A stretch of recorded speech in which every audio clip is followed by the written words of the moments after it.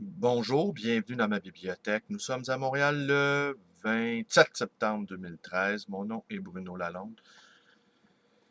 J'ai appris ce matin en lisant un article dans le Nouvel Observateur que Jean-Claude Pirotte était atteint d'un cancer qui était en voie de se généraliser et qu'il continuait à boire et qu'il continuait à fumer et qu'il continuait à profiter de la vie jusqu'à la fin. Étant un lecteur de Sénèque depuis toujours, une sorte de stoïcien je suis, je ne cesse de me livrer à cet exercice quotidien du détachement. Je regarde les choses et je me dis, ces choses-là, je vais les perdre. J'entre dans ma boutique et je me dis un jour, je n'entrerai plus dans cette boutique. Je regarde mes chats qui roulent sur le tapis et je me dis qu'un jour le tapis va s'envoler en portant ces petites bêtes-là avec lui. Je vis en permanence dans la pensée de la perte et ce n'est pas un deuil pour moi, ça met de la beauté dans ma vie. Cette vie que l'on sait fragile. Et n'attendons pas d'avoir un verdict de cancer pour commencer à vivre. Comme on l'entend parfois, des gens qui tout à coup décident de changer leur vie quand elle arrive à terme. J'ai déjà dit, je le dis souvent à mes amis, à 65 ans, je vends tout. Tout ce que je possède. Et je retombe dans la drogue, et je retombe dans l'alcool. Et qui sait, peut-être même vais-je retomber dans le sexe également. Je me promets toutes les outrances. Car il vient un moment lorsque nous sommes au bord de la mort, eh bien, parfois il faut précipiter les choses. Alors donc, je vous lis Un voyage en automne, Jean-Claude Pirotte, un auteur belge, un auteur de Namur précisément, un auteur évidemment que j'aime puisque je vous en lis un passage ou deux. Écrire, ce n'est rien. Écrire soi, c'est une autre paire de manches. Pas une aventure, ni un exploit. C'est sonner à sa propre porte avec l'idée que quelqu'un va ouvrir. Évidemment, ça n'arrive jamais que quelqu'un nous ouvre. Ce serait trop beau. Alors on reste là sous la pluie, devant sa propre porte, enfermé dehors, comme disait ma voisine, à Rethel toute la vie.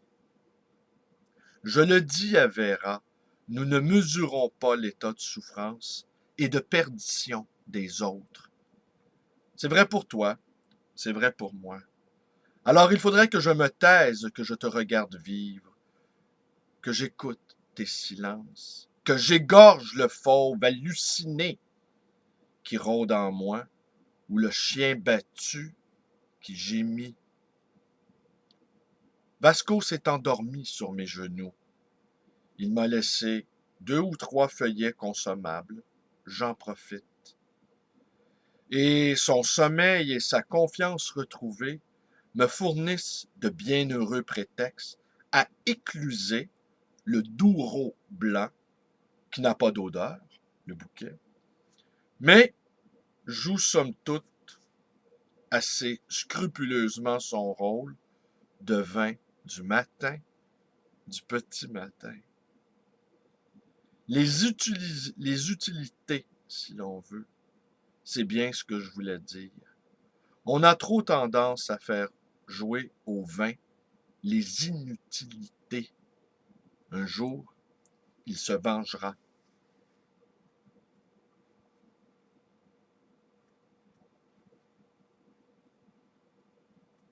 Un dernier petit passage.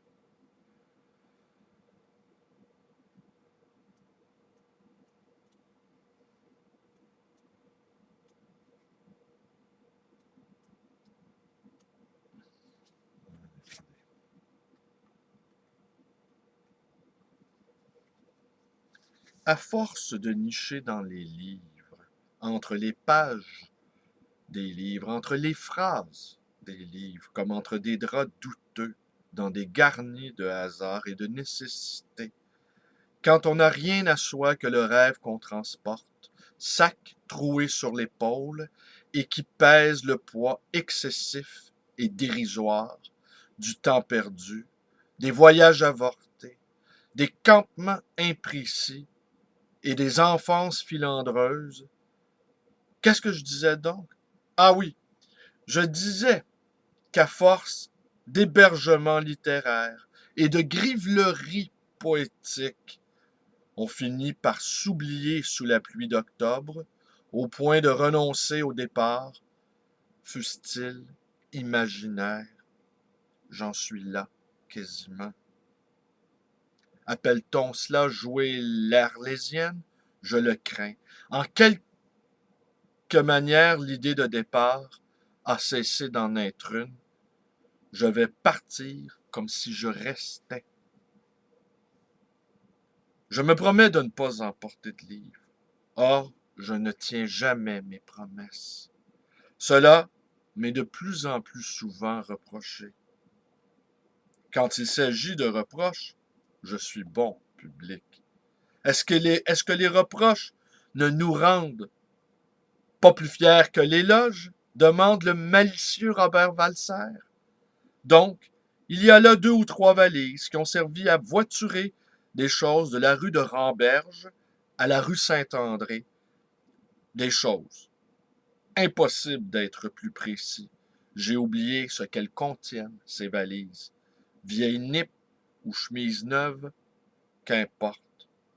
Où est le temps où mon bagage était toujours prêt, d'une exemplaire minceur? Le temps de la cavale et des fuites obscures, aussi soudaines qu'un envol des tourneaux. Ouais, ben voilà Jean-Claude Pirotte qui se prépare à prendre son envol. À prendre son envol à l'instar de ces outardes qu'on entend, j'allais dire gémir, mais les outardes ne geignent pas. On entend leur croassement non plus, les outardes ne croissent pas. Que font déjà le son des outardes quand elles survolent le ciel, quand elles survolent dans la ville, le ciel dans la ville de Montréal? Quel son émettent-elles ces outardes que l'on voit en formation, en V? Allez, je m'envole moi aussi.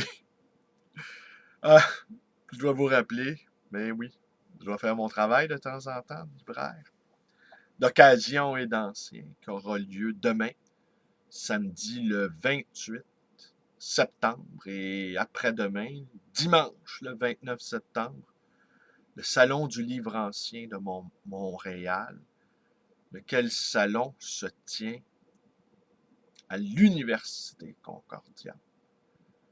Nous y serons une trentaine de libraires provenant de l'Ontario, provenant du Canada anglais et également du Canada français. Les 2 communautés réunies l'instant d'une fin de semaine. Merci. Ah oui, ma page Facebook, mon numéro de téléphone 514-736-0999 et également ma librairie d'occasion et d'ancien, le livre voyageur dans le quartier Côte-des-Neiges à Montréal. Merci et bonne journée à tous.